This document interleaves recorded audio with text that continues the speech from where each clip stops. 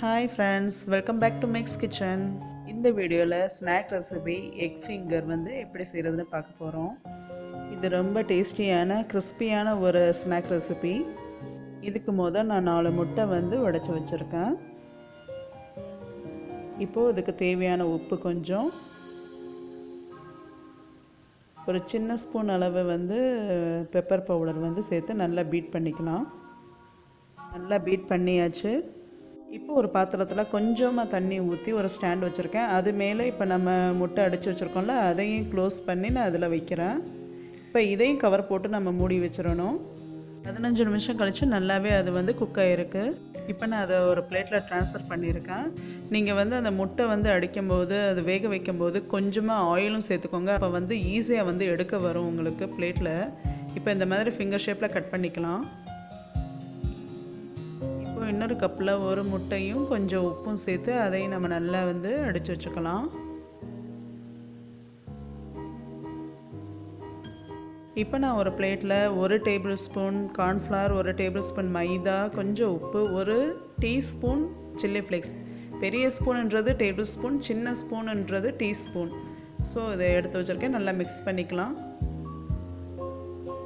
இப்போ இன்னொரு பிளேட்டில் கொஞ்சமாக ப்ரெட் க்ரம்ஸ் வந்து எடுத்து வச்சுருக்கேன். அவ்வளோதான்.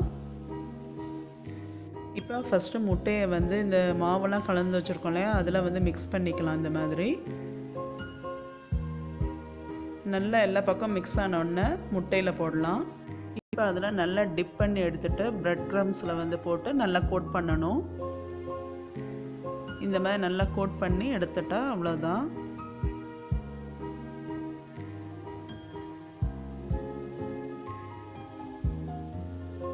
இப்போ இதே மாதிரி எல்லாத்தையும் பண்ணலாம். ஃபஸ்ட்டு வந்து இந்த மாவில் வந்து மிக்ஸ் பண்ணிக்கணும். அதுக்கப்புறம் முட்டை அந்த உடச்சி ஊற்றி வச்சுருக்கோம் இல்லையா, அதில் வந்து டிப் பண்ணிவிட்டு ப்ரெட் க்ரம்ஸில் கோட் பண்ணி வைக்கணும். இதே மாதிரி எல்லாத்தையும் வந்து செஞ்சுக்கலாம்.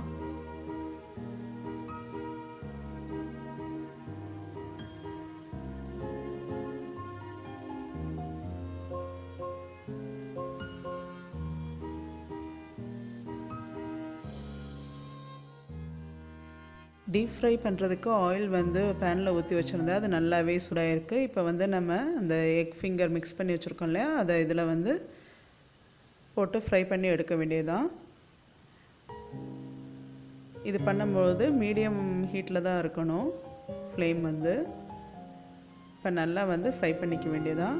ப்ரெட் க்ரம்ஸ் வந்து நம்ம கோட் பண்ணியிருக்கிறதால சீக்கிரமாகவே வந்து கலர் சேஞ்ச் ஆகிடும். ஸோ நல்லா கிறிஸ்பி ஆகிடும், கோல்டன் ப்ரௌனாக.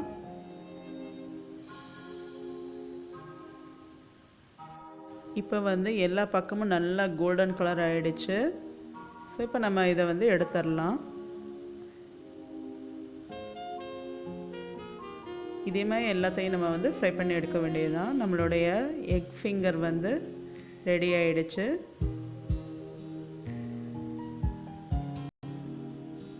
இந்த எக் ஃபிங்கர் வந்து டொமேட்டோ கெச்சப் கூட வச்சு சாப்பிட்லாம். ரொம்ப டேஸ்ட்டாக இருக்கும். இந்த டீ டைம் ஸ்நாக் ரெசிபி நீங்களும் ஒரு டைம் செஞ்சு பார்த்து உங்கள் ஃபீட்பேக் எனக்கு கமெண்ட் பண்ணுங்கள்.